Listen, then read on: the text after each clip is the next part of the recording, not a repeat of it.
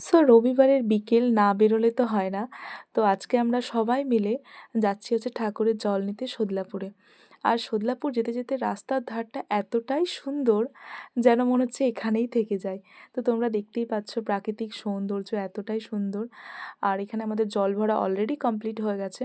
তো আমরা একটু এদিক ওদিক দেখে টেখে আমরা এবার বেরোবো হচ্ছে বাড়ির উদ্দেশ্যে, কারণ জল তো নেওয়া হয়ে গেছে। কিন্তু যখন ওই সোদলাপুর থেকে আমরা বেরোলাম, রাস্তার ধারে এত বড় বড় আম ওরা বিক্রি করছে, মানে আমি মনে হয় বাজারে দেখিনি, হয়তো বা বিক্রি হয়, আমার চোখে পড়েনি। বাট এত বড় আম দেখে লোভ সামলানো গেল না, আমরা প্রায় অনেকগুলোই আম কিনে নিয়েছি। আর রাস্তা দিয়ে আস্তে আস্তে আমাদের হঠাৎ ডিসিশন হয় আমরা কফি খেতে যাব। আর সেই কফিটা হবে ইয়েওয়ালে টি। ইয়েওয়ালে টি খেতে আমার এত ভালো লাগে, আর আমরা সবাই মোটামুটি বেশ পছন্দ করি। তো সেখানে আমরা 4টে হট কফি অর্ডার দিই।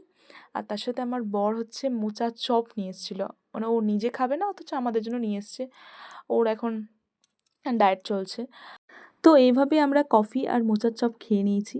এবার খাওয়া দাওয়া শেষ, এবার বাড়ি ফেরার পালা। তো এভাবে সানডে কেটে গেল। তোমরা কী করে কাটালে জানিও। চলো বাই, গুড নাইট।